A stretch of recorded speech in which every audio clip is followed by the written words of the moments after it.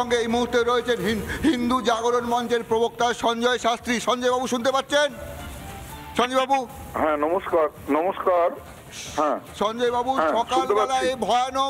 সকালবেলায় ভয়ানক খবর বাংলাদেশে যিনি বলেছিলেন হিন্দুদেরও বাঁচার অধিকার আছে, হিন্দুরা কৃতদাস নয়, সেই চিন্ময় প্রভুর জামিন আবার খারিজ করে দিয়েছে বাংলাদেশের আদালত। কি বলবেন? আসলে এই ইউনূস সরকারের মুখ একটা মুখোশ একটা, এটা পুরো বিশ্বের দরবারে স্পষ্ট হয়ে গেল।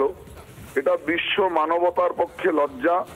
একজন সন্ন্যাসীকে দিনের পর দিন নির্বিচারে অন্যায় ভাবে, যিনি একজন সন্ন্যাসী, যিনি বাংলাদেশে সংখ্যালঘু হিন্দু বৌদ্ধ খ্রিস্টানের একটা প্রতিবাদের ভাষা হয়েছিলেন, একজন নিষ্কিঞ্চন সন্ন্যাসীকে এইভাবে বিনা বিচারে উইদাউট জাস্টিস তারা এইভাবে হ্যারাস করছেন দিনের পর দিন। এটা বিশ্ব মানবতার পক্ষে একটা লজ্জা। আমার মনে হয় আমরা বোধহয় সেই মধ্যযুগীয় বর্বরতায় ফিরে যাচ্ছি। এটা বিশ্ব মানবতার পক্ষে একটা বিরাট লজ্জা। এবং আমার ফোন কলে যদি আমার বার্তা যায়, ইসকন এত বড় একটা বিশ্বব্যাপী অর্গানাইজেশন, ইসকনের এত হাজার হাজার ডিভোটি সারা বিশ্বে আছে, তারাও যে যেখানে আছেন, বিভিন্ন ধর্মীয় প্রতিষ্ঠান যে যেখানে আছেন, প্রত্যেকে সোচ্চার হয়ে ব্যাপকভাবে এর প্রতিবাদ করুন।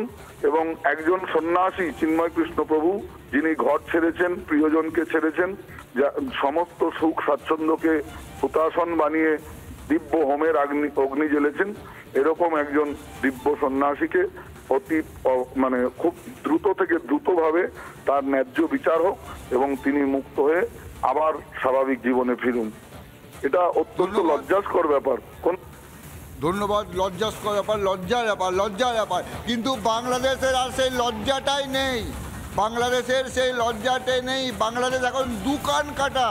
বাংলাদেশ দুকান কেটে দৌড়াচ্ছে মধ্যযুগীয় জঙ্গিদের আচরণ করার জন্য। বাংলাদেশ মনে করছে জঙ্গিরাই, তারা জঙ্গি এবং তাদের আচরণ জঙ্গিদের মতোই হওয়া উচিত। এই জায়গায় দাঁড়িয়ে আমরা এই খবরে থাকবো। মধুকল্পিতা, একেবারে এই মুহূর্তে সব থেকে বড় খবর আমাদের নজর রাখতেই হচ্ছে, চিন্ময় কৃষ্ণ প্রভুর জামিন খারিজ করলো চট্টগ্রাম আদালত। ধন্যবাদ তোমাকে শুভ্রাংশু। আমরা এই খবরের দিকে, আপডেটের দিকে আমাদের নজর থাকবে।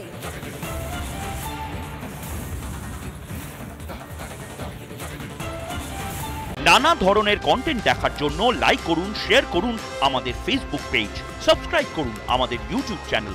পাশাপাশি অন্যান্য ব্রেকিং নিউজের জন্য অবশ্যই চোখ রাখুন রিপাবলিক বাংলায়।